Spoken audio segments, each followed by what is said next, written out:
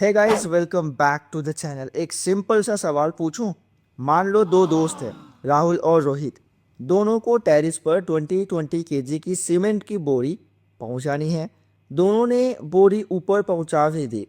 मतलब दोनों ने वर्क डन बिल्कुल सेम किया है, लेकिन ट्विस्ट ये है कि राहुल ने ये काम सिर्फ 10 सेकेंड्स में किया है और रोहित ने पूरे 30 सेकेंड्स लगा दिए।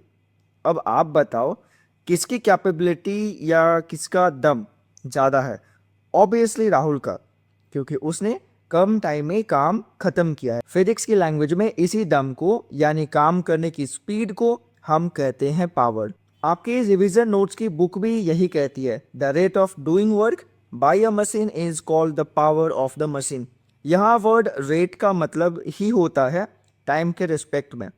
कोई मशीन या कोई पर्सन कितनी जल्दी या कितना धीरे काम कर रहा है, वही उसकी पावर है।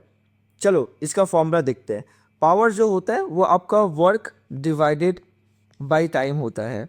अगर हम सिंबल्स में लिखें तो अगर एक मशीन टोटल वर्क W कर रही है और एक टाइम इंटरवल T में, तो फॉर्मूला बन जाता है P is equal to W/T, जहाँ पे P आपका पावर है। अगर आप T को कम करोगे तो पावर बढ़ जाएगा, यानी कि इसका इन्वर्स रिलेशनशिप है। सेम जैसे राहुल ने कम टाइम लिया था तो उसकी पावर ज़्यादा थी। अगर आप कम टाइम में ज़्यादा काम करोगे तो आप सुपर पावरफुल हो।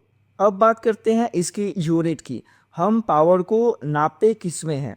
पावर की जो ऐसा यूनिट होती है वो आपकी वॉट होती है, जिसे हम कैपिटल लेटर W से भी रिप्रेजेंट करते हैं। और ये नाम दिया गया है honour of the great scientist जिनका नाम था जेम्स वॉट, जिन्होंने स्टीम इंजन का इन्वेंशन किया था।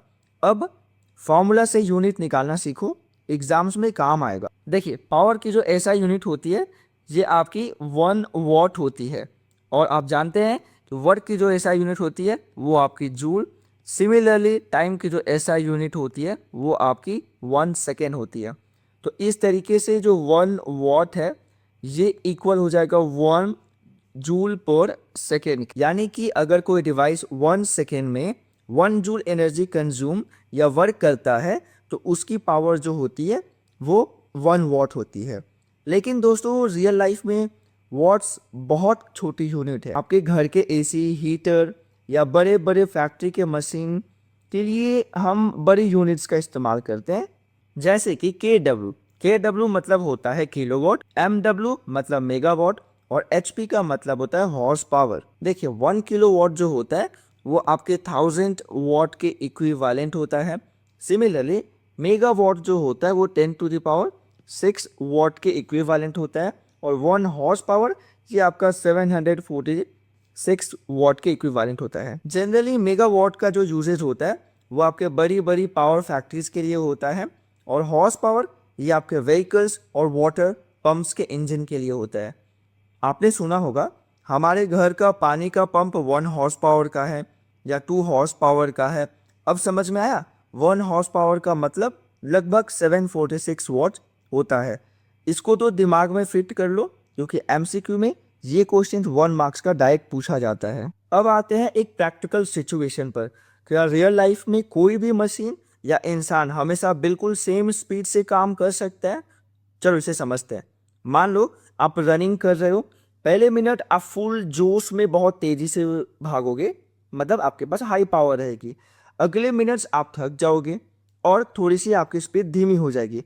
कहने का मतलब आपकी जो पावर है वो थोड़ी सी लो हो जाएगी। तो जब वर्क करने की रेट बढ़ती रहती है तब पिक्चर में आता है एवरेज पावर का कॉन्सेप्ट। देखिए, एवरेज पावर जो होता है वो आपका total energy consume divided by total time taken होता है। कहने का सेंस ये है कि जब वेरिएबल रेट्स पर काम हो यानी कि वर्क हो, तो हम टोटल वर्क डन को टोटल टाइम टेकन से डिवाइड कर देते हैं। चलो एक क्विक मेंटल करते हैं। अगर एक बल्ब पहले 2 सेकेंड्स में 20 जूल्स का एनर्जी लेता है और अगले 2 सेकेंड्स में 40 जूल्स एनर्जी लेता है, तो उसकी टोटल एनर्जी कितनी होगी? 20 + 40 मतलब 60 जूल, करेक्ट। और टोटल टाइम कितना होगा? 2 + 2 4 सेकेंड। यानी कि अगर आप उसका एवरेज पावर बल्ब का निकालोगे तो वो होगा 60/4 मतलब 15 वॉट्स। सो सिंपल है। अगर आपको ये शॉर्ट और क्रिस्प रिवीजन अच्छा लगा तो वीडियो को लाइक ज़रूर करना, अपने दोस्तों के साथ शेयर करना और चैनल को सब्सक्राइब कर लो, क्योंकि ऐसे ही ईजी एक्सप्लेनेशन के लिए मैं ऐसे वीडियो लेकर आते रहता हूँ। मिलते हैं अगले वीडियो में, तब तक के लिए कीप लर्निंग, कीप रॉक।